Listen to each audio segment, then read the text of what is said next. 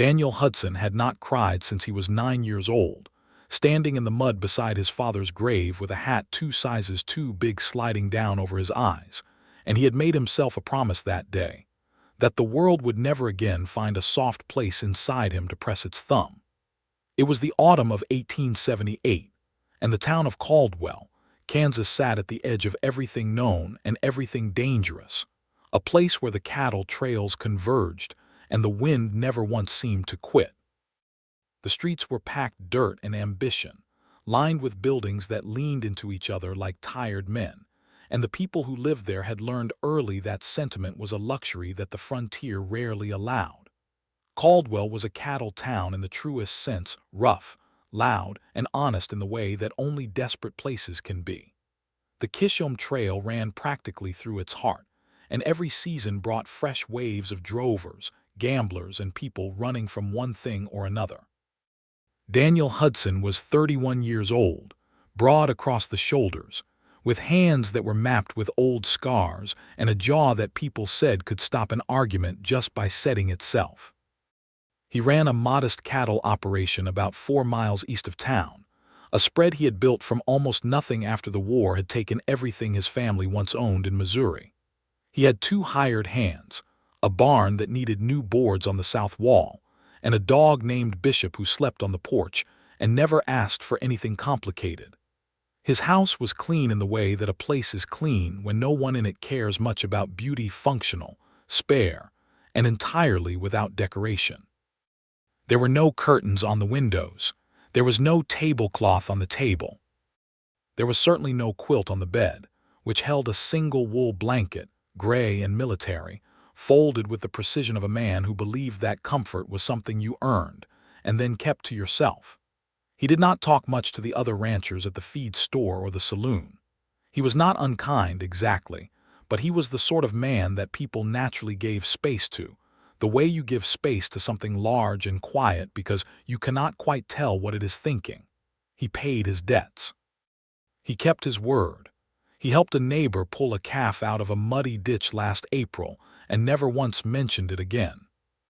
But when old Pete Dawson tried to shake his hand and call him a good man, Daniel had simply picked up his hat and said he would send a bill for the time and walked away.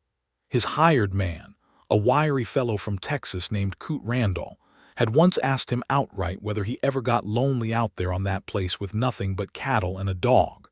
Daniel had given the question all of 3 seconds of consideration and then said, "Bishop doesn't ask foolish questions." That had been the end of it. Nora Crawford arrived in Caldwell on the 14th of October, 1878, on the afternoon stage from Wichita, and she stepped down onto the street in a dark blue dress with a traveling coat over it, and a trunk that required 2 men to lift, which immediately told people she intended to stay. She was 26 years old, dark-haired with brown eyes that were very direct and very warm at the same time, the sort of eyes that made you feel you had been seen completely and had, somehow, passed. She was not small. She stood straight and moved with the particular confidence of a woman who had survived enough to know her own mind, and she carried with her a wooden sewing box that she never let out of her hand, not even when the driver offered to stow it with the other luggage. She had come from Cincinnati, Ohio, which was far enough from Caldwell that several people in the street looked at her as though she had arrived from a foreign country. She had a letter in her coat pocket from her cousin, Margaret Hale, who ran the dry goods store on Main Street with her husband, Frank Hale, and the letter said there was room in the apartment above the store and work to be had, and that the West, while difficult, was not what people back east made it out to be. Margaret had not entirely been telling the truth about that last part, but Nora had not expected her to. She had left Cincinnati because her mother was gone, 2 years past, and her father, a tailor who had worked himself blind stitching uniforms during the war, had finally passed in the spring of 1878. There was nothing holding her there anymore. The house had been sold to pay the debts. The life she had been living teaching sewing to the daughters of better-off families, hemming and mending in the back room, had felt like a life shaped entirely by other people's needs, and she had woken up one morning in March with the sudden and absolute certainty that she needed to go somewhere that was still becoming itself. Caldwell, Kansas, she had thought. That would do. Margaret Hale was a round-faced, cheerful woman who talked at the speed of a telegraph, and hugged Nora so hard on the street that the sewing box nearly went flying. Frank was quieter, a solid man with a red beard who shook her hand and said she was welcome, and then immediately picked up one end of the trunk. They were good people, and the apartment above the store was small but had a south-facing window that caught the afternoon light perfectly, and Nora stood at it that first evening and watched the dust of the main street settle, and thought that she had made the right choice, even if she did not entirely know yet what she had chosen. She found work within the week. The town had a dressmaker, an older German woman named Mrs. Hefstetter, who had been running her shop alone, since her assistant married a farmer in the spring and moved north. Nora walked in, showed her work, and was hired by noon. She could sew anything: dresses, shirts, mending, alterations. But what she was truly gifted at, what she had been doing since she was a girl at her mother's knee, was quilting. Her quilts were extraordinary. Not in a showy way, but in the way that something is extraordinary when it has been made with full attention, when every piece of it has been thought about and placed and stitched with the understanding that the person who would eventually sleep under it deserved something made by someone who cared. She had brought 4 quilts with her from Cincinnati, rolled inside her trunk, and the colors and patterns in them, deep burgundies and golds and greens, log cabin patterns and flying geese, were things that people in Caldwell stopped and stared at when she eventually hung them for display in the shop window. Word got around, as it does in small towns, and within a month she had more orders than she could easily fill. Women came in wanting bed quilts and lap quilts. The Caldwell Hotel wanted quilts for 6 rooms. The pastor's wife wanted one for the church raffle. Nora worked steadily, competently, happily, sitting in the back room of Mrs. Hefstetter's shop with the light coming through the window and the soft sound of the street outside, and she felt, for the first time in years, that she was exactly where she was supposed to be. She had not counted on the fact that Caldwell was also the kind of town where everybody knew everybody else's business within approximately 48 hours of anything occurring. She heard about Daniel Hudson first from Margaret, who mentioned him in passing as someone Frank occasionally did business with. He bought feed from the store and sometimes hardware supplies. "He is a good rancher," Margaret said, "but not exactly what you would call sociable. He does not come to church, he does not come to socials, and the last time someone tried to invite him to Thanksgiving dinner, he sent back word that he appreciated the thought but had prior arrangements." What prior arrangements? Nora had asked. No one knows, probably just himself and that dog. She heard about him again from Mrs. Hefstetter, who had mended his work shirts twice, and reported that he was very precise about what he wanted and left exact payment each time without any of the friendly extra conversation that most people felt obliged to engage in. "He is not rude," Mrs. Hefstetter said carefully, "but he gives you the feeling of a door that has been closed very quietly from the inside." Nora thought that was an interesting way to describe a person, and she filed it away. She did not meet Daniel Hudson until November, when the first real cold came down from the north and turned the street outside into a river of mud and the sky into the color of an old pewter plate. He came into Hale's dry goods store on a Tuesday morning, when Nora happened to be there helping Margaret restock a shelf of fabric bolts, and she turned at the sound of the bell above the door and found herself looking at a man who took up considerable space. Not just physically, though he was large, but in the particular way that very self-contained people take up space, as though the air around them has been organized to stay back. He was wearing a canvas coat with trail dust still on it, and a hat that had been through years of weather, and he moved directly to the hardware section without looking around or acknowledging anyone except Frank, to whom he gave a brief nod. Margaret leaned over to Nora and whispered, "That is him." Daniel Hudson. Nora looked at him for a moment. He had good hands. She noticed the kind of hands that knew what they were doing. And there was something in the way he held himself that was not arrogance but was something adjacent to it, a certainty about his own edges, as though he had measured them long ago and was entirely satisfied with the dimensions. She went back to her shelving. He was at the counter paying when Frank said, by way of casual conversation, "My wife's cousin has been making quilts that are selling faster than she can stitch them. You know anyone who needs a good bed quilt, Hudson? Coming up on winter." Daniel set his change in his coat pocket. "I sleep fine," he said. "Not what I asked," Frank said pleasantly. "I do not spend money on soft things," Daniel said, and picked up his package and walked out. Nora had heard every word of it, and she had found herself strangely, specifically irritated, not in an offended way exactly, but in the way that you are irritated by a problem that presents itself as solved when it clearly is not.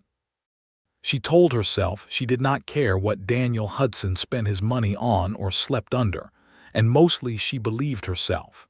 It was a week after that encounter when the trouble started.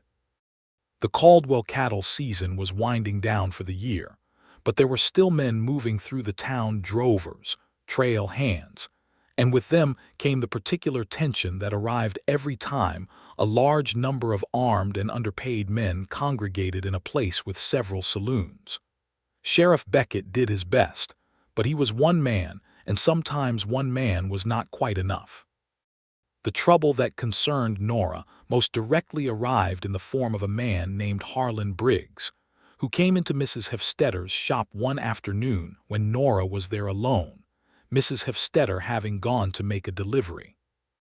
He was a trail boss with an older crew and a temper that he apparently kept in very short supply, and he had a shirt he wanted repaired with a timeline that was not reasonable and a way of standing too close that was not accidental. Nora kept her voice level and her eyes steady and told him she could have the shirt done by Thursday, which was 2 days later than he wanted but was the actual answer. He did not like that. He leaned on the counter and said things that she was not going to repeat to anyone, and she met them with a calm that she had to reach for from a considerable distance, and eventually she said, "I think you should leave now." He did not leave immediately. But he did leave, and she stood behind the counter with her hands very still, and her breathing carefully controlled, and thought about how this was the part of the West that Margaret had not been entirely honest about. She told no one about the encounter. She was not a woman who required rescuing, and she did not think the situation had been dangerous so much as deeply unpleasant. She locked up early, went back to her apartment, and spent the evening working on a quilt with a concentration so fierce that her neck ached by 9 o'clock. But Caldwell was a small town, and Frank Hale had been passing the shop window at precisely the wrong moment to witness the tail end of Harlan Briggs leaning over the counter. He had come in after, found his wife's cousin doing a very convincing impression of a woman who was perfectly fine, and had quietly mentioned it to a few people, the way men in small towns do when they are worried, but do not want to be seen to be making a fuss. One of those people was Coot Randall, who mentioned it to Daniel Hudson the following morning over coffee in the barn. Daniel was quiet for a long while. Then he said, "The dressmaker's cousin." "Yes," Coot said. "Briggs has a reputation for being a rough sort when he doesn't get what he wants." Daniel set down his coffee tin and went to saddle his horse. Coot watched him go without saying anything, because that was the sensible approach when Daniel Hudson had decided to do something. Daniel rode into town that same morning and stopped at the dry goods store first. He found Nora there with Margaret, both of them going over fabric samples, and he pulled his hat off when he came through the door, which Margaret noted privately was not his usual habit. "Miss Crawford," he said. Nora looked up. She had seen him once before, briefly, and she had been curious about him in the background way that you are curious about something that has been described to you by multiple people. Up close, she revised her impression slightly. He was not as forbidding as described, but he was very contained, and his eyes were a pale gray-green that she had not expected. "Mr. Hudson," she said, because Margaret had mentioned his name more than enough times for her to know it. "I heard there was some difficulty at the shop." Nora felt a flicker of irritation, not at him specifically, but at the situation, at the fact that a man she had never spoken to had apparently been informed about something she had not told anyone herself. "I handled it," she said. "I expect you did," he said. "I came to tell you that Briggs has moved on. He and his crew left yesterday on the stage to Dodge." She looked at him for a moment. That was genuinely useful information, and he had delivered it without any of the dramatics or condescension that she might have expected. "Thank you," she said, and meant it. He nodded once and put his hat back on. "Is that all?" Margaret asked, because Margaret was not a woman who let an opportunity pass without pressing it slightly. "Yes," he said, and left. Nora watched the door close behind him and felt that odd, specific irritation from before surface again, except this time it was directed not outward but inward, because she could not account for the fact that his brevity had not annoyed her. If anything, she had found it honest. Most men of her acquaintance used 3 times the words necessary, and most of those words were about themselves. She went back to the fabric samples and said nothing, but Margaret was watching her with the particular expression of a woman making mental notes.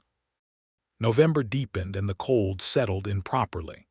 The cattle drives were done for the season, and Caldwell quieted to its winter self still lively, because it was still a border town and there was still the rail business, and the commerce and the gambling, but slower, more human in pace. Nora found that she liked the town in winter. The light was clean and cold, and the people seemed, without the constant pressure of the season, slightly more themselves. She saw Daniel Hudson a second time at the feed store at the end of November, and this time they both happened to be there at the same moment, and there was no natural way to avoid exchange, so they did not. She was picking up a length of rope for Margaret's back porch clothesline, and he was there for grain, and they stood waiting for Pete Dawson's son to bring the order up, and she said, because she was a woman who preferred conversation to silence when conversation was available, "How are the cattle faring in this cold?" He looked at her as though he was measuring the question for traps. "Well enough," he said. "Do you come in often to town?" "When I need to," she nodded. "And what do you do in the winter?" "When the cattle are settled in." He was quiet a moment, as though the question required genuine thought. "Repair work, fencing. There is always fencing." "That sounds like something you could do indoors." "Most of it is outdoors. But some of it isn't." He looked at her sideways, very slightly, as though she was doing something unexpected. "Some of it isn't," he agreed. That was the whole conversation, and it lasted approximately 4 minutes, and Nora walked back to the store thinking that Daniel Hudson was either the most stubborn person she had ever encountered or the most honest one, and she could not yet decide which. December came in on a wind that cut right through everything that was not wool or leather, and Nora's quilt orders increased dramatically. Every household in Caldwell, it seemed, was reconsidering its relationship with warmth. She worked long days and sometimes sat up past 10 o'clock in her apartment with the lamp burning and the quilt frame across her knees and the sound of the wind against the window glass. She was making a particular quilt in her spare moments, not for an order but for herself or for someone. She wasn't quite sure yet. It was a wedding ring pattern, which she had always loved for the way it looked like 2 things that kept reaching for each other. And she was using deep blues and creams and a rust thread that she had found in the remnant bin at the shop. It was coming together in a way that felt right, the way that the best quilts always did, not just as a useful object, but as a thing that had its own character, its own warmth built into the stitches themselves. She had been thinking, as she worked on it, about what Frank had said that day in the store about Daniel Hudson saying he did not spend money on soft things. And she had found herself turning the phrase over in her mind the way you turn a stone over to see what is living underneath it. She had known people like that, people who had decided, for reasons usually rooted in loss, that softness was a liability. Her father had been something like that after the war, had worked himself past the point of rest, had treated gentleness as a thing to be suspicious of.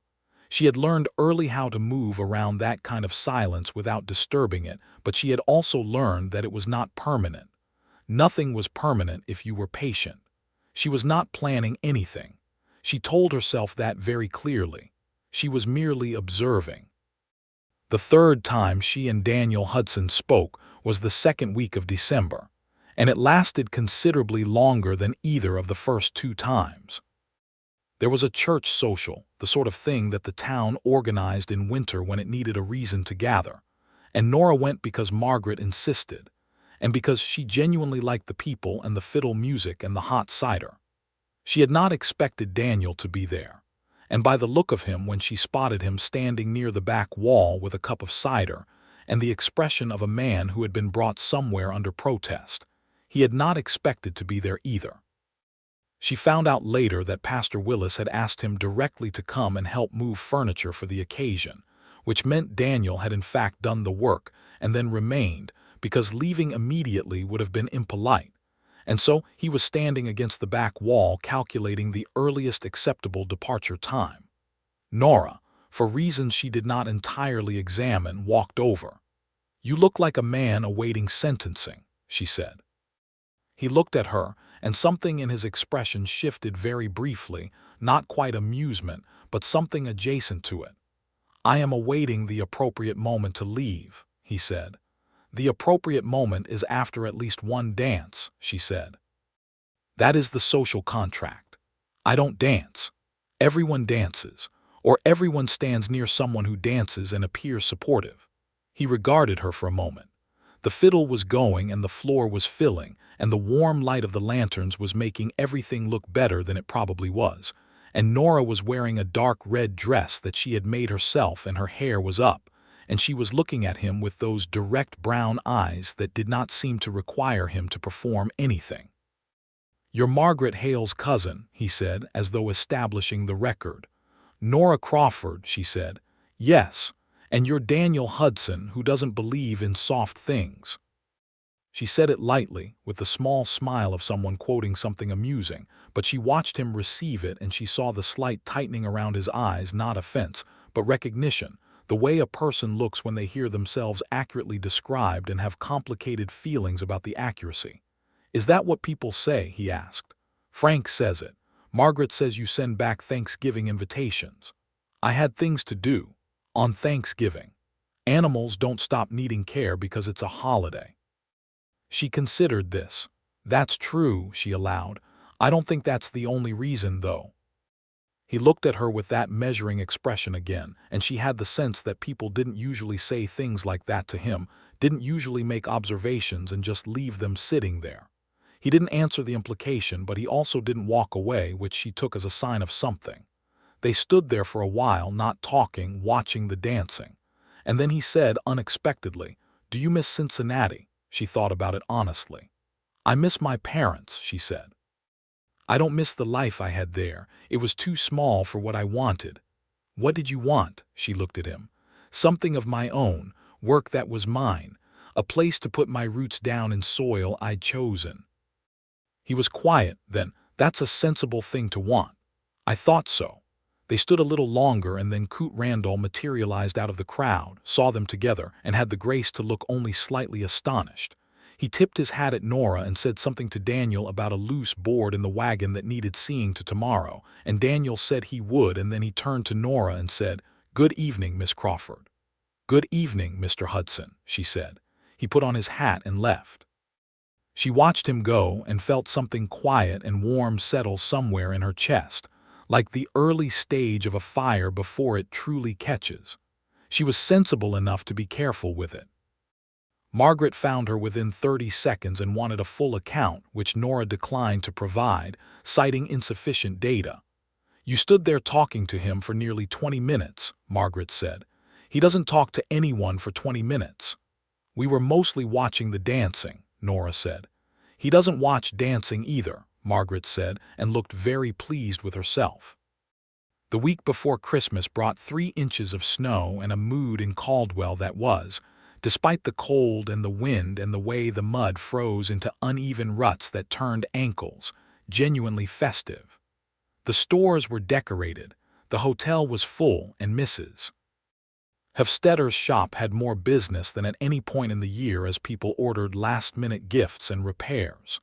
Nora was happy and busy and warm, and in the evenings she worked on the wedding ring quilt, which was more than halfway done and beginning to look, she thought, like one of the better things she had made. She was not thinking about Daniel Hudson specifically when she decided what to do with it. She was thinking about the phrase, "I do not spend money on soft things," and about the gray of the sky outside her window, and about the fact that it was going to be very cold this winter, and that 4 miles east of town, in a house without curtains, a man who had made himself into something as hard and functional as a fence post was probably sleeping under a military blanket that gave warmth without any pleasure whatsoever. She finished the quilt on the 22nd of December. She had stitched it together through 3 full weeks of evenings, and it was the finest thing she had made in years. The wedding ring circles in deep blue and cream, the rust red making a third color that moved through the pattern like warmth through water, and the backing in a soft wool flannel that she had bought specifically for the purpose. She bound the edges in the cream fabric and pressed it flat and held it up in the lamp light and thought, "This is a good quilt."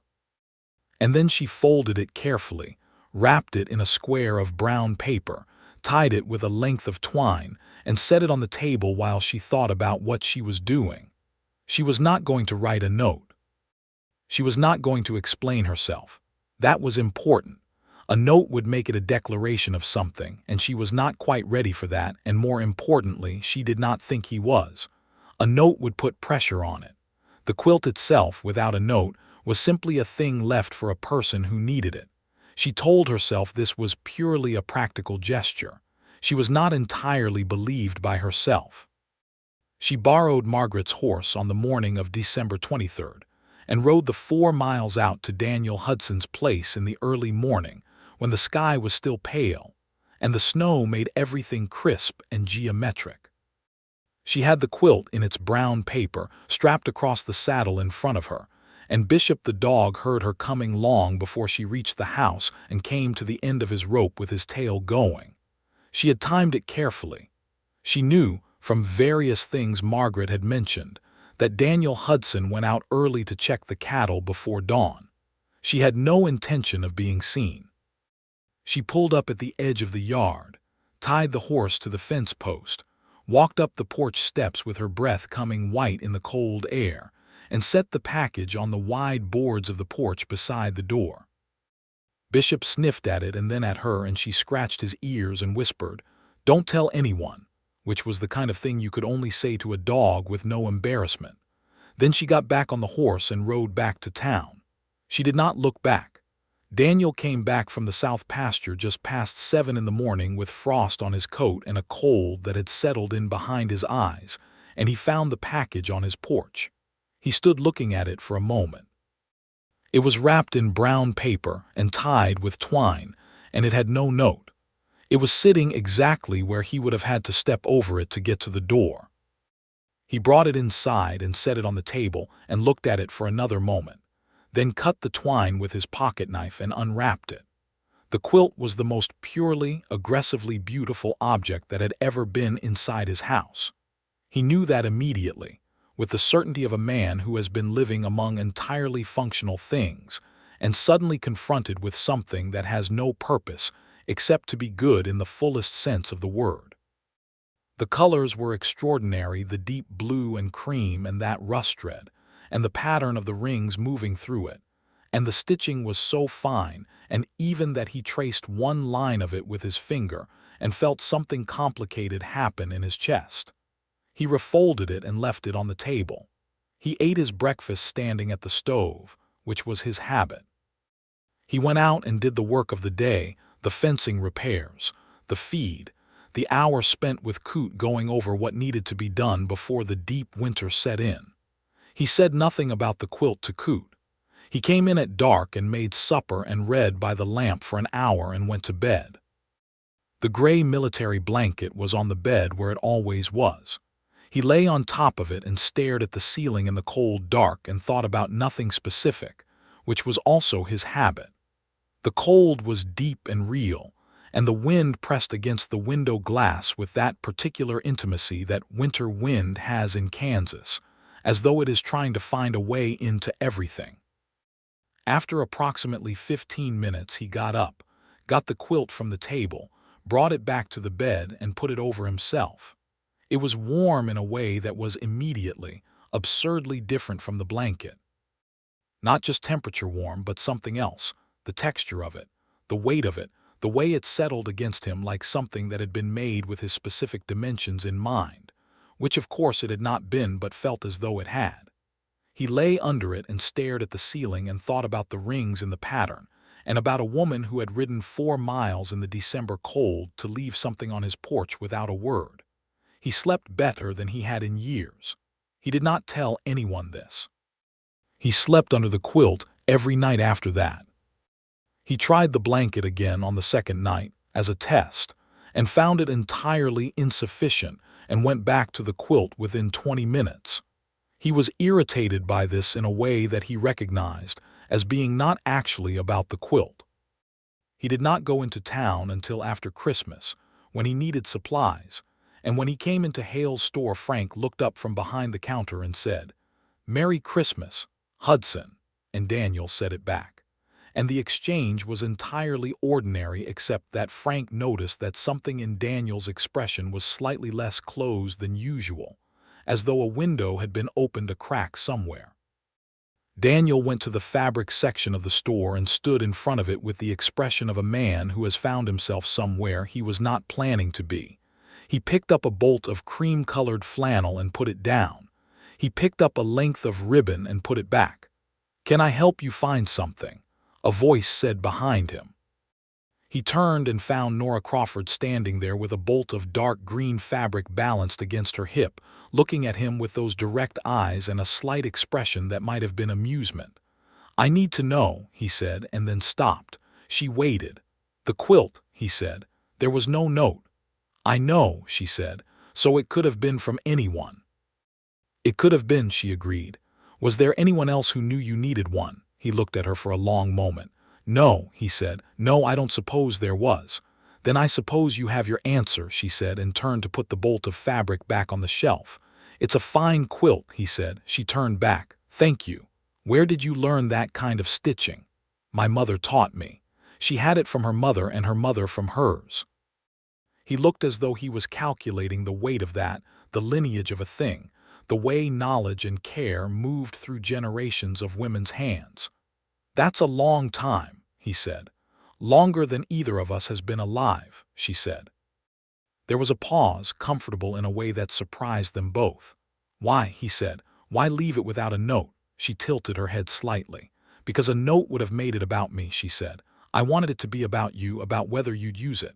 What if I hadn't? Then I would have known something true about you," she said simply. "And that seemed useful too." He was quiet. "Then, did you know I would?" "I thought it was likely," she said. "It is very cold and the quilt is very warm." Eventually, practical considerations outweigh principles. "Is that what you think my principles are? Impractical?" "I think some of them might be," she said, and the way she said it was not unkind exactly, but it was precise, and he received it the way a person receives something true, with a moment of stillness before the response. He put his hat on. "Thank you," he said, "for the quilt. It's the finest thing in my house." "That's either a compliment to the quilt or an indictment of your household," she said. He almost smiled. She saw it, the very edge of it, the slight movement at the corner of his mouth, before it retreated back behind the usual expression. "Probably both," he said, and left. Nora stood in the fabric section of Hale's dry goods store for a full minute after he was gone, holding the dark green bolt, thinking about how a man who said he did not believe in soft things had just told her that the softest thing she had ever made was the finest thing in his house. She went back to the shop with the fabric and worked all afternoon with a steadiness and concentration that was, if she was honest, partly an effort to keep her mind from circling back to the color of his eyes in the cold store light. January came and the cold deepened into something absolute and serious, the kind of cold that killed livestock and ended conversations early. Caldwell pulled itself inward. The streets were quiet by midday, and people moved between buildings quickly, with purpose. The saloon still ran and the hotel still filled on weekends, but there was a hush over the place that felt, Nora thought, like the town was thinking. She fell into a rhythm of work and quiet evenings and long conversations with Margaret, who was 3 months along with her first child, and very occupied with the particular combination of joy and terror that entailed. Nora helped her where she could, mending, cooking on the evenings when Margaret was exhausted, talking through the specific fears that come with a first pregnancy in a frontier town, a long way from any city hospital. It was good work and she was glad of it, and it kept her occupied, which was useful because otherwise she spent her evenings thinking about Daniel Hudson, with an intensity that was becoming difficult to excuse as casual curiosity. He came into town twice in January, and both times they exchanged a few minutes of genuine conversation, not the careful, brief exchanges of before, but something that had relaxed slightly, as though a door had been opened enough to admit a little light. They talked about the cold and about the cattle and once, unexpectedly, about books. He had mentioned in passing that he was reading something, and she had asked what, and he had said, with the slight reluctance of a man revealing something personal, that it was a collection of essays by Ralph Waldo Emerson that had belonged to his father. She had looked at him with something that she hoped was not as visible as it felt. "Emerson," she said. "He has some sensible things to say," Daniel said. "He does," she agreed. "Do you have a particular essay you favor?" "Self-reliance," he said, without a pause, and then something in his expression acknowledged that this was perhaps not a surprising answer, and the corners of his mouth moved again in that barely visible way. "Of course," she said, "you disagree. I think self-reliance is an excellent principle," she said. "I think it becomes a problem when it's used as a reason to refuse all other things." "What other things?" She looked at him. "Connection, comfort, the particular ease that comes from letting someone care about you." He held her gaze for a moment that was 2 beats longer than ordinary conversation required. "That sounds like something from the quilt business," he said. "Everything I know is from the quilt business," she said. "You'd be surprised how philosophical it gets." He left shortly after, but on his way out he paused at the door and said, "I've been thinking about what you said at the church social, about wanting something of your own." "Yes," she said. "I understand that," he said. "Better than most, probably."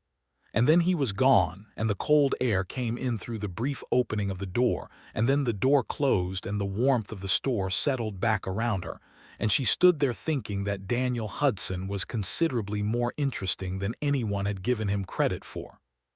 February brought a spell of mild weather, not warm exactly, but a softening, the way the West sometimes does in the middle of winter, as though reminding you that spring is theoretical but not impossible.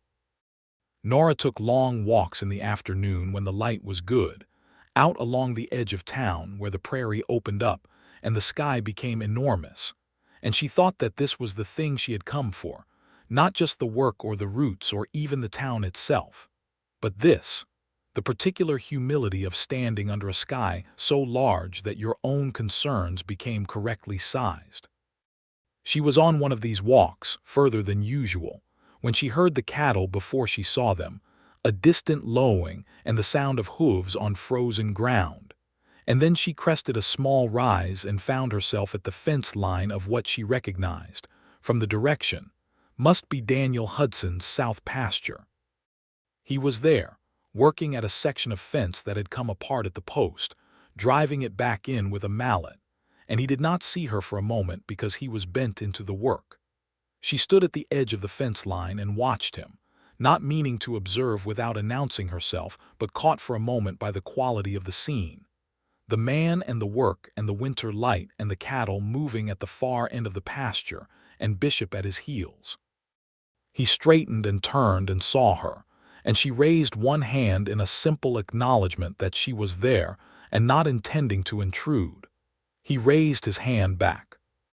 She walked along the fence line toward him because it was the natural thing to do and because she was curious, and when she was close enough he said, "Miss Crawford." "Mr. Hudson, I didn't know your land came this close to town." "4 miles is not close," he said. "It is in good weather." He looked at the fence post, then at her. "You walked 4 miles. I enjoy walking." He set the mallet against the post. "I'd offer you coffee, but the house is the better part of a mile back that way." "I don't need coffee," she said, "but I'd appreciate the walk." He looked at her for a moment, and then he picked up his tools and they walked back toward the house through the cold air with Bishop trotting ahead of them. And it was the most naturally that they had ever moved together. The conversation falling into an easy rhythm that felt like something they had been practicing for longer than they actually had been. He told her about the land, how he had come to it, how he had bought the first section with money saved from 3 years of trail driving in Texas, how the second section had been acquired 2 years later in a payment plan arrangement with a family moving north. He talked about the cattle, the particular balance of a herd, what you looked for in the quality of an animal. He did not perform this information, he simply gave it, as a man gives directions to a place he knows well, and she listened the way she always listened, with her full attention, without filling in the spaces. She told him about the quilting, about how the patterns came from necessity originally, women using the fabric they had, whatever scraps were available, and became art in spite of that, or maybe because of it. About the way a quilt carried its own history in the pieces, how sometimes you could look at a quilt and see the dress that had been cut up, the shirt that was too worn to wear, the curtain from a house left behind. He was quiet for a moment after that. Then he said, "The quilt you left, the blue and cream, the pattern." "Wedding ring," she said.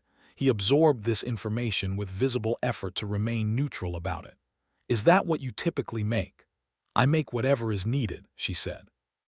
"That particular pattern was one I've always been drawn to, the way the rings connect but stay themselves." "That's an interesting way to see it," he said. "How would you see it?" He looked at her sideways. "I haven't thought about quilt patterns before. You're thinking about it now." "I suppose I am," he said. The house was in view by then, spare and functional against the gray sky, exactly as she had imagined it, with the porch running across the front and Bishop's sleeping spot marked by a flattened area in the planks. And she stopped at a natural distance from it because she had not been invited inside, and she was not the kind of woman to push where she was not invited. "Thank you for walking with me," she said. He stopped beside her. He had the tools over his shoulder and his hat was down against the wind, and he was looking at her with that measuring expression, except that something had come into it that had not been there before, something less measured, more immediate. "You could come in," he said, "for coffee, if you want." It was the most awkward invitation she had ever received and also the most genuine. "Yes," she said, "I would like that." The inside of the house was exactly as she had imagined, and also nothing like she had imagined. It was spare. Yes, bare walls, no curtains, table with 2 chairs, a shelf of books that was the only thing resembling an indulgence. But it was also clean in a way that felt cared for rather than merely functional, and the stove was good and the fire in it was well maintained. And on the bed, she could see it through the open door. The wedding ring quilt was spread out in the winter light like a piece of another life that had landed here by accident and somehow stayed. She sat at the table and he made coffee on the stove, which he did with the same efficiency he apparently brought to everything. And then he sat across from her and they drank it and talked for 2 hours. She learned that he had a brother, James, who had gone to California in 1872 and written letters for the first year, and then less often and now not at all, and that Daniel did not speak about this in a way that indicated grief so much as a careful removal of the subject from the places where it could cause damage. She learned that he had studied for 2 years at a school in Missouri before the war had ended, that and everything else, and that he had read everything he could get his hands on since, because education was the one thing that could not be taken away once you had it. She learned that he had been engaged, years ago, to a woman in Missouri who had decided that the uncertainty of the frontier was not something she could live with and had married a banker in St. Louis instead, and that Daniel had not said one word about this at the time to anyone, had simply gone back to work and not mentioned it. She did not press on any of it. She simply received it and set it in its correct place, the way you receive pieces of a quilt pattern, each one revealing more of the shape. She told him about Cincinnati, about her father's tailoring shop, about the particular loneliness of being the practical child in a family that needed a practical child, and never once mentioned that it needed anything else, about how she had learned to find satisfaction in the making of things, in the transformation of raw material into something useful and beautiful, because that was the kind of joy available to her, and she had learned to make it enough. "Is it enough now?" he asked. She looked at him. "I think it might be getting more than enough," she said quietly, and meant it in more than one direction. He looked at her for a long moment with those gray-green eyes, and then he looked at his coffee cup, and she thought, here is a man who has had the door closed for so long that he is genuinely surprised to find it opening. She rode Margaret's horse back to town before dark, and she sat up that night with the lamp burning low and thought about what she was doing, and whether she was being careful enough or whether careful was even the right approach for a situation like this one. She decided that careful was for people who had not already ridden 4 miles in December to leave a quilt on a man's porch. March arrived with wind, and the smell of thaw in Caldwell began its spring preparations. The cattle season would start up again in a few weeks, and the town was readying itself for the influx. Daniel came into town more frequently as supplies were needed, and he and Nora had fallen into a pattern of conversation that was almost easy now, almost natural, and was noticed by everyone in a 3-block radius. Margaret watched it with undisguised joy and the strategic patience of a woman who had been waiting for events to arrange themselves correctly. Coot Randall told anyone who would listen that Daniel had been in an inexplicably better mood since December, which he attributed privately to the quilt, but mentioned to no one in case Daniel found out and denied it on principle. Frank Hale said, very carefully, to Daniel one morning when they were alone in the store, "Nora is one of the finest women I have ever known. She has had a hard few years, and she deserves someone who sees her clearly." Daniel looked at him for a long moment. "I know that," he said. "Good," Frank said, and went back to his ledger. It was a Saturday in the middle of March when Daniel finally said something that mattered. Nora had been in the shop late finishing an order, and she was locking up when she found him outside on the street with his horse, having evidently been waiting. "I need to ask you something," he said. She set her sewing box down on the step and looked at him. "I would like to take you to dinner," he said, "at the hotel on Friday, if you are willing." She looked at him for a moment and thought about the long road from "I do not spend money on soft things" to this man standing in the street with his hat in his hand, and his jaw set at that particular angle that meant he had made a decision and would hold to it. "Yes," she said, "I would like that." He put his hat back on and nodded. "Friday," he said. 7 o'clock. 7 o'clock, she agreed. He rode off down the street, and she watched him go and felt that quiet warmth in her chest ignite into something considerably less quiet. Friday dinner at the Caldwell Hotel was the most observed social event in town that week, which both of them pretended not to notice. Mrs. Hofstetter saw them walk in together and made no pretense at all of not staring. Pete Dawson's wife nudged her husband several times in the ribs. Coot Randall had apparently told the entire south end of the county. But the dinner itself was between them alone, and it was long and honest and better than anything either of them had had in years. She wore the dark red dress and her hair up and the small pearl earrings that had been her mother's, and he wore the clean white shirt she had not known he owned and his good coat, and they sat across from each other at the corner table and talked through 3 courses without once running out of things to say. He told her about trail driving, the specific geography of it, the 3 months moving north through Texas and the nations and into Kansas, the way the land changed under you, and how you learned to read weather by the way the grass moved. He told her about a storm he had ridden through in 1874 that had scattered the herd and cost him 3 days and 2 hands' worth of wages to put right, and the way the sky had looked afterward, that particular washed green that follows a violent sky. She told him about the first quilt she had made alone at 15 without her mother's help, how she had miscalculated the pattern and had to take apart 2 entire sections and restart, and how her mother had stood in the doorway and said nothing, only watched, and how the finished quilt had been finer for the trouble. "That's a good lesson," he said. "Most of the real lessons come from getting it wrong first," she said. He looked at her across the table with something in his expression that was finally fully open, and she thought, there it is. There is what is underneath all of that careful distance. "I owe you an apology," he said. She raised an eyebrow. "For what?"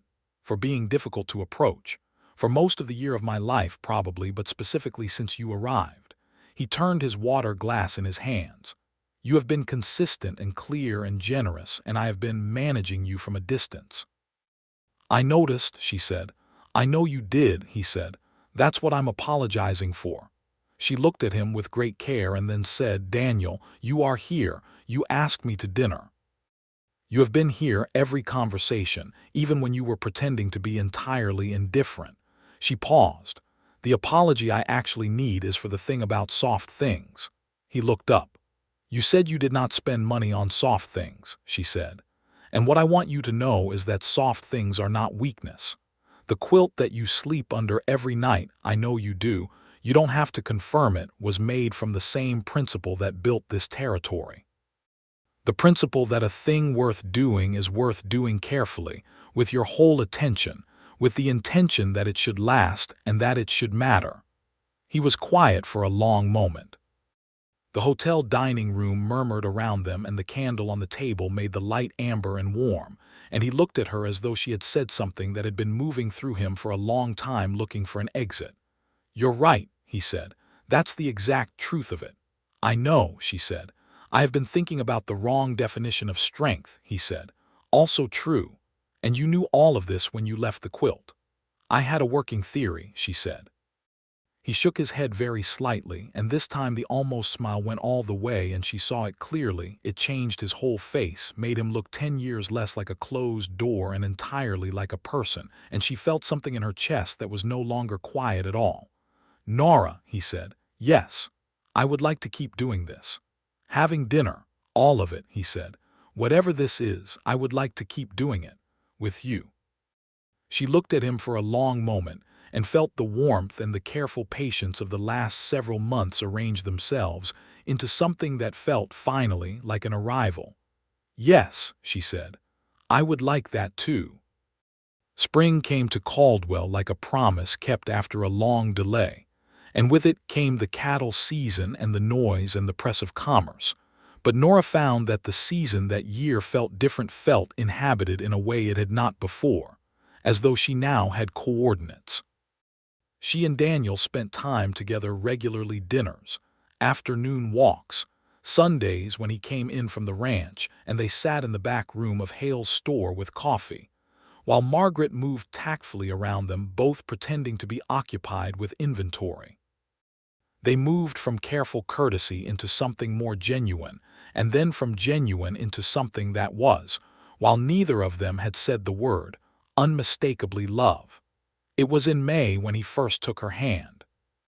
They were walking back from the hotel after a Sunday dinner, and the evening was warm and gold with the last of the light, and she had said something that made him laugh, a real laugh. Not the almost smile, but actual full laughter. And in the aftermath of it, he had taken her hand and held it, and they had walked the rest of the way like that, in an easy silence that felt like the best kind of understanding. She had looked down at their joined hands, at the contrast of his large, scarred one against her smaller one, and thought about all the things that hands carried, all the work and the history and the capacity for both making and holding, and she had thought, this is what I came west for. He had looked at her at the door of the store building, and she had looked at him, and then he had kissed her carefully, with the concentrated attention he brought to everything. And she had kissed him back, And there had been a moment afterward where they both stood in the warm May evening looking at each other as though slightly astonished by where the road had brought them. "That was a long time coming," she said. "Yes," he said. "I know. I am sorry for the length." "Don't be," she said. "Things that take time are often sturdier." He squeezed her hand before he let it go and walked back to his horse, and she stood on the step and watched him ride off down the street with the evening light on him, and thought that she had never in her life been so precisely happy. She went upstairs and sat at her quilting frame and could not sew a single stitch because her hands were not steady enough. And she sat there smiling at the fabric until she felt ridiculous, and then smiled some more because it didn't matter.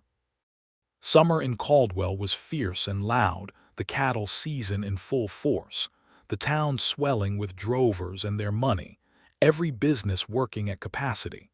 Nora was busier than she had ever been, and she and Daniel found their time together compressed by the demands of both their lives, but they made what they had count. He started fixing the boards on the south wall of his barn, with a care that Coot noticed was considerably more thorough than any previous repair work. And when Coot asked about it, Daniel said he was thinking about winter and the cost of heat loss. Coot did not push further, but he had his own opinion about what, or who, Daniel was thinking about when he picked up those boards. Nora, for her part, had begun to feel the particular tenderness that comes with knowing a person in their wholeness, knowing their habits and their silences and their specific, hard-won opinions, and finding that the more you knew, the more you wanted to know. She learned that he had a good mind for mathematics and kept meticulous records of his herd, a ledger system that was more sophisticated than anything she had expected, pages of columns in his careful handwriting that told the story of every animal on the place. She learned that he had a sense of humor that was dry enough to be invisible if you weren't watching for it, but was, once you knew to look, present in nearly every exchange. She learned that he thought very hard before he said anything of consequence, and that when he finally said it, you could rely on it entirely. She loved him. She realized, in the clear, practical way that you love something you have recognized as essential, not with the bright panic of infatuation, but with the steady certainty of a person who has taken stock and found the inventory very good. She had not told him so yet. There was a time for it, and she was waiting for the time, the way you wait for the right moment to set the final piece of a pattern into place. It came in August, on a Sunday evening when the heat had finally broken, and there was a breeze from the northwest, and they were sitting on his porch together. A thing that had become a regular Sunday habit, sitting on his porch as the light went golden and Bishop lying at their feet, and the sound of the cattle distant and peaceful. She had her sewing in her hands. She nearly always had something to work on, and he was reading, or had been reading, but the book was closed on his knee, and he was watching the sky in that way he had of looking at large things as though taking their measure. "I want to tell you something," she said. He looked at her. "I love you," she said. "I have for some time. I wanted to tell you clearly and directly because you are a person who values clarity, and I did not want to leave it unsaid." He was very still for a moment.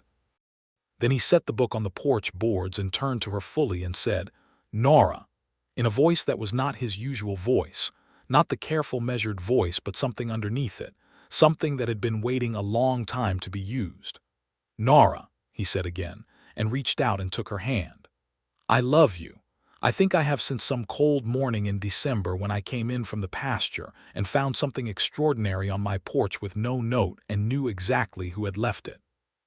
She laughed a real, full laugh and leaned against his shoulder. "You could have said something then." "I wasn't ready then," he said. "I needed to understand what was happening to me. I needed to be certain. And now you're certain." "Yes," he said. "I am entirely certain." She tilted her head up, and he kissed her in the August evening with the cattle in the distance and the prairie spreading out around them into the last of the light. And it was the kind of kiss that contained everything that had gone before: the December quilt, and the church social, and the coffee, and the spare house, and the Friday dinner, and all the hundreds of conversations. And it was unhurried and complete. They sat on the porch until the stars came out and talked about everything and nothing and the future, which felt, for the first time in a long time for both of them, like a place that was genuinely coming rather than something theoretical. He proposed to her in September, on a Saturday morning in Hale's store, which was not exactly private, but which he had apparently not been able to wait for a more formal setting. He came in with purpose, found her helping Margaret with a bolt of winter wool, and said, without preamble, "I would like to marry you, Nora Crawford, if you will have me." Margaret made a sound that was not quite a gasp and was not quite a cheer, and moved immediately to the far end of the store with entirely unconvincing casualness. Nora set down the wool and looked at him. He had his hat in his hands, and his jaw was set at its decision angle, and his gray-green eyes were completely open and honest, with none of the old distance in them. "Yes," she said, "I will."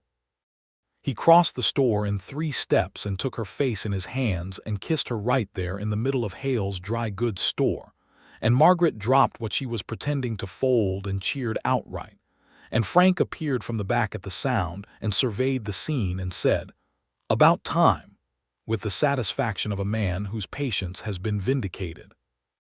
They were married in November of 1879, on a clear cold Saturday at the Caldwell church, which was full to the edges with people who had been waiting for this event with varying degrees of patience since approximately December of the previous year. Pastor Willis officiated with evident pleasure. Margaret cried, which she attributed to the pregnancy, though the baby had arrived in August and was sitting in Frank's arms perfectly healthy, and she was still crying. Coot Randall wore the only clean shirt he owned and stood at the back with his hat in his hand, and the expression of a man who had been right about something important. Nora wore a dress she had made herself, wintercream wool with fine work at the collar and cuffs, and her hair up with the pearl earrings that had been her mother's, and she walked down the aisle of the Caldwell church on Frank Hale's arm, and found Daniel Hudson standing at the front with the particular expression of a man for whom the world has been correctly arranged. He looked at her as she walked toward him with an openness that she thought was worth every patient month, every careful conversation, every cold morning and long evening. He looked at her the way the wedding ring quilt looked when it was spread across his bed in the winter light, like something that had found its right place. They said their vows with equal steadiness, and the rings went on in the thin November light coming through the church windows, and everyone in the pews breathed in the particular shared warmth of a community witnessing 2 people choose each other. After the ceremony, there was celebration at the hotel, food and fiddle music, and the good noise of people who genuinely liked each other. And Daniel danced with Nora, which he had said he didn't do, and did it with the concentrated attention he brought to everything, learning the steps with his jaw set and his hand warm and steady at her back. And she laughed against his shoulder and told him he was doing very well, and he said he was motivated to improve. They spent their first night at the ranch, and the wedding ring quilt was on the bed where it always was, and Nora looked at it in the lamplight and thought about December and the cold morning and the quiet confidence of leaving a thing without explanation, trusting that the right person would understand. She had understood him correctly. He had understood in the end what she was offering. The winter of 1879 into 1880 was a good winter. Not easy. The winters in Kansas were never easy, but good in the way that things are good when you are doing them with the right person. Nora moved her life to the ranch and found that the spare house was not, after all, a place that resisted warmth, but simply a place that had been waiting for it. She put curtains on the windows, plain cream linen, nothing elaborate, and a cloth on the table, and hung 3 of her quilts on the bedroom wall where they caught the morning light. Daniel watched this transformation of his house with the expression of a man who has been surprised to discover that change is not what he thought it was. He had expected, perhaps, to find it diminishing, to find the particularity of his self-contained life reduced by sharing. He found instead that the opposite was true, that every small addition Nora made to the place added something to him as well, as though the house had been a better mirror of his interior than he had meant it to be, and now that interior was changing. He built her a sewing room off the back of the house in the late winter. A proper space with 2 windows and a shelf system he designed himself to hold her supplies, and a table large enough for a full quilt frame. He built it with his own hands over 3 weekends in February, and when it was finished he stood in the doorway of it and said, "It's not finished inside yet. I can build more shelving if you want." She looked at the room with its clean new boards and its 2 south-facing windows full of February light and felt something move through her that was purely, overwhelmingly glad. "It's perfect," she said. "The shelving would be practical," he said. "Then build more shelving," she said. "And then come inside because your hands are cold."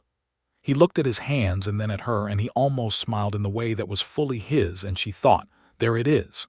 There he is.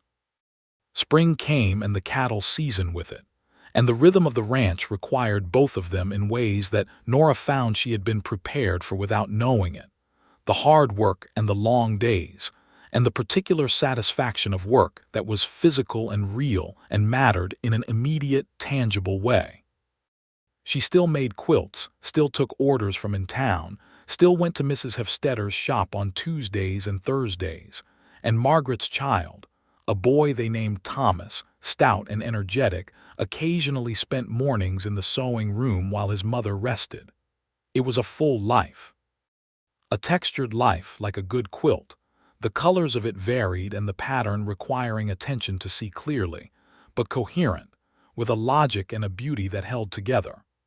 By the summer of 1880, Nora knew she was expecting their first child, and she told Daniel on a Sunday evening on the porch in the way she told him important things, directly, clearly, with full attention. He went very still in the way that he still sometimes did when something large was happening, and then he reached out and took her hand and held it for a long moment without speaking. "Are you well?" he said finally. "Perfectly well," she said. "Are you all right?" He looked at her with those gray-green eyes wide open. "Yes," he said, "I am more than all right." She squeezed his hand. "Good." He brought her coffee every morning after that with a precision that made Coot Randall raise his eyebrows, and he spent 2 weeks building a crib from good pine boards with a smoothness and care that put all his other woodworking to shame. And when Nora came into the room and found it set beside the window in the warm morning light, she stood in the doorway with her hands over her mouth, and he stood behind her with his hand on her shoulder, and neither of them spoke for a moment.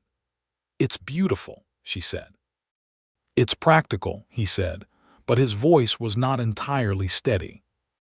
Their son was born in March of 1881, which was, Nora thought in the long hours of it, an appropriately dramatic season for a first arrival. He was a large, good-natured boy with his father's coloring and his mother's directness, and they named him William, after Nora's father, with James as a middle name, for Daniel's absent brother, a quiet acknowledgement of a connection that had not been entirely let go of.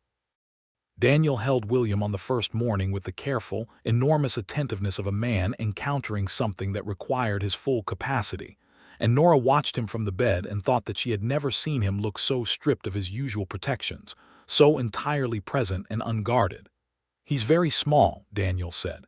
"He is large, actually," Nora said. "Margaret's Thomas was smaller."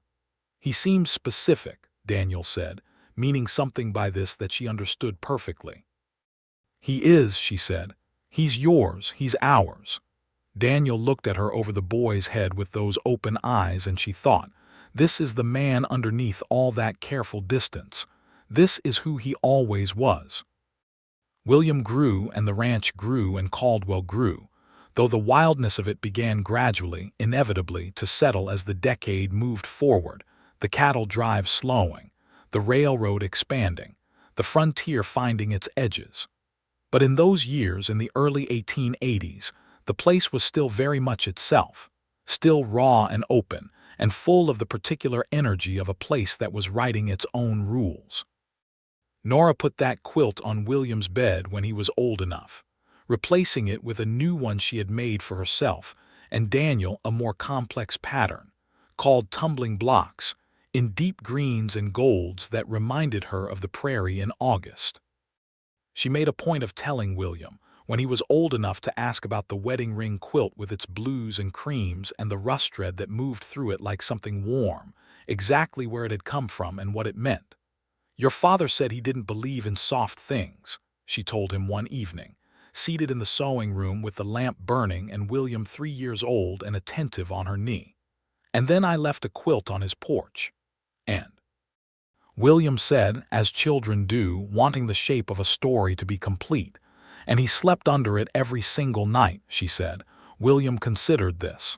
"Was that good?" "It was the beginning of everything good," she said. She looked up and found Daniel in the doorway, having come in from the barn, his coat dusty and his hair roughened by wind, and he was watching her with the particular expression she had come to know best.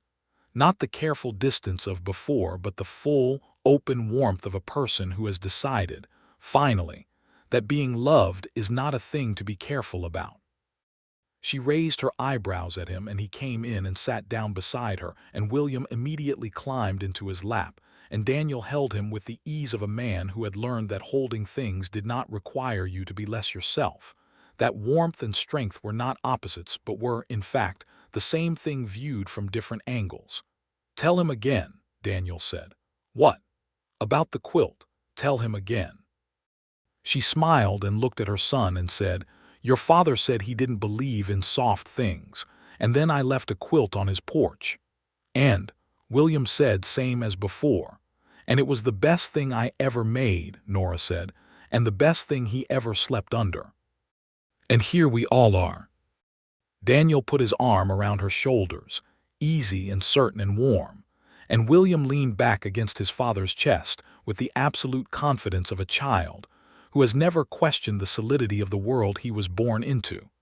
And outside the windows of the ranch house, the Kansas evening was settling into its vast, familiar dark, the cattle moving at the edge of the lamplight, Bishop old now but still on the porch and still watching, the prairie stretching out in every direction into the permanent and beautiful unknown. She had built something real here. They had built it together, piece by careful piece, the way you build a quilt from what you have, with your full attention, with the understanding that the person who would eventually live inside it deserved something made by someone who cared. He had said he did not believe in soft things. She had left a quilt on his porch. He had slept under it every night since.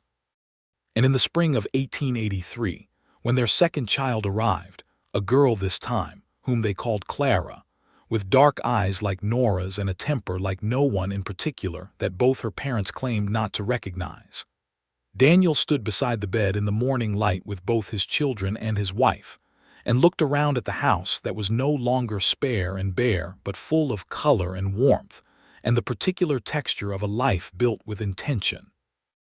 And he thought about a man standing at his father's grave at 9 years old, making a promise to keep himself from being reached. What a terrible promise, he thought now. What an unnecessary fortress. He looked at Nora, who was watching him with those direct brown eyes. "What are you thinking?" she asked. "That I was wrong," he said. "About soft things." She tilted her head. "Only took you one quilt." "It was a very good quilt," he said. "It was," she agreed. "I think," he said carefully, looking at his daughter in his arms and his son on the bed beside his mother and the quilts on the walls in the morning light, "that I might owe you a larger apology than I have yet offered. For the years before I understood." She shook her head. "You were exactly as ready as you were," she said. "Not a moment too soon and not a moment too late. That is the thing about the right time. It cannot be rushed." He sat beside her on the bed with the children between them and the light coming clean and gold through the cream linen curtain she had put up on their first winter together, and he thought that this, the weight of it, the warmth of it, the specific and irreplaceable reality of it, was the thing that all the self-reliance in the world could not have made for him. Only this, only her, only the willingness to let himself be reached. Outside, the spring was doing what spring does on the Kansas prairie, coming in on a wind that smelled of green and possibility, the cattle moving in the far pasture, the land rolling away in every direction under a sky that forgave everything simply by being large enough to contain it. And on William's bed, the wedding ring quilt lay in the morning light, the deep blues and the creams and the rust red moving through the pattern like warmth through water, the rings connecting and staying themselves, the stitching so fine, and even that you could trace it with a finger and feel the patience and the intention of the woman who had made it in the evenings of a cold Cincinnati winter before she knew yet what she was making it for.